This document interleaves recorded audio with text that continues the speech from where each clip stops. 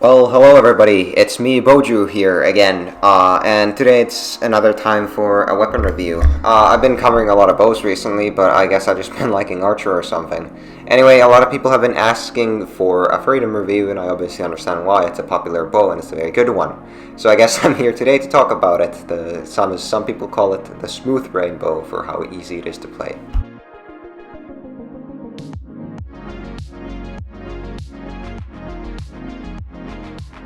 Now, I'm gonna assume most of you already know what Freedom is, or at least have heard of it. It's the rainbow bow for Archer, and it is infamous for being extremely broken. It was extremely broken in 1.19, and since it's gotten like at least I think for 3 different nerfs, but it's somehow still one of the best weapons in the game. So basically, it's got some mana regen, it's got some health, some spell damage, some raw spell and raw melee, as well as some walk speed. Pretty standard. The standout things are, of course, that the mana regen is base 2, and that means that because of how rolls are calculated, the chances of you rolling a 3 mana regen Freedom isn't actually 33%, it's 6%. So yeah, good luck rolling those max mana regen Freedoms. They're going to be also very expensive to buy because they're that rare.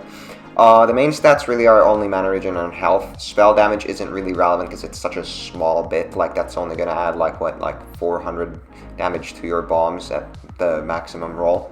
Of course melee damage doesn't matter, it's a spell spam bow obviously. And then we get to the meat of things, and the thing that, well, along with probably the mana regen, made Freedom really broken in 1.19. So it's got 30 agility.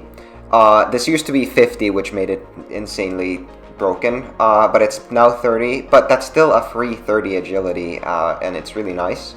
And add on the fact that you already have 40 agility and 40 defense from just meeting the requirements, you're going to have 70 agility in total. So Freedom actually ends up being very tanky, which makes it really good. In addition, it's got high base damage and also 4 powder slots, so it's not like you'll be lacking in damage with a Freedom as well.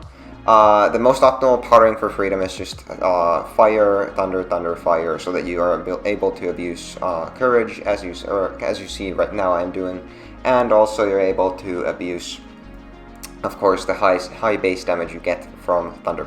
Now, to finish off the section, I just also want to mention that as for relevant stats on Freedom, the only one really is mana regen, but since you're probably not going to find a 3 mana regen Freedom, at least for a reasonable price, you can easily settle for a 2 mana regen one.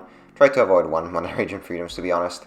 Health, even though it's probably the second most relevant stat, isn't super relevant. I'm running like a really low roll for health Freedom. I'm totally fine, it's not a big deal. So just look for good mana regen Freedoms. 2 is preferable.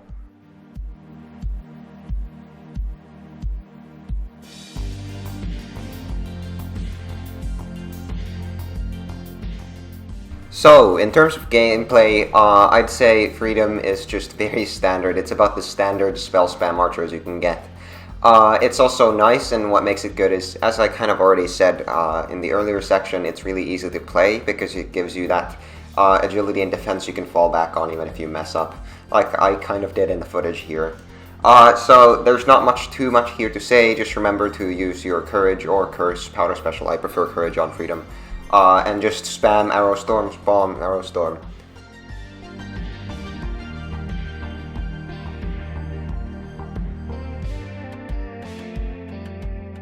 Now on to the most effective way to build Freedom. So Freedom, of course, it's Rainbow, and Rainbow generally doesn't have too many quote-unquote special options you can go with. Obviously, you're going to definitely want Rainbow Sanctuary in your build because, you know, it's just a huge amount of free damage.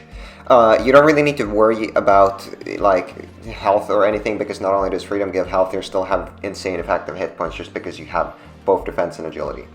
Now I don't like using Nighthawk with Freedom just because Nighthawk is basically effectively taking a helmet slot away from you. It doesn't give any mana regen or skill points or anything that could help you, make your build complete. So basically, you are without a helmet slot with Nighthawk.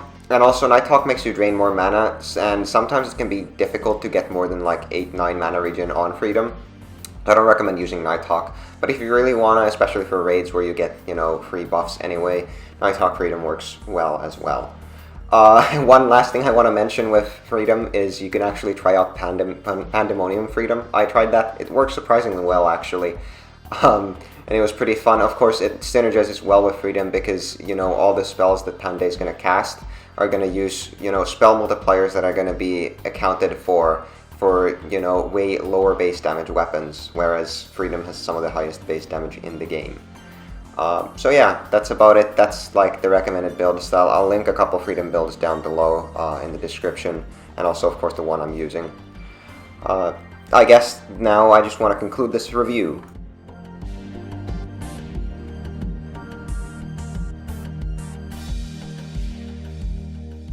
To conclude, Freedom is definitely the current best bow in the game. It's been since 1.19 and still holds the spot even though it's been somewhat nerfed. It's really easy to play but pretty satisfying and fun, and it of course opens up playstyles for interesting items such as Pandemonium, or then you can just go the standard route, which works totally fine. In my opinion, it's a worthy investment even though it can be slightly hefty in price currently. But definitely worth it, especially since I'd see it, of course, getting an indirect buff whenever the strength and dexterity changes come back, of course, slightly more balanced. Because, of course, you know, it's got strength and dexterity in its requirements. That's about it.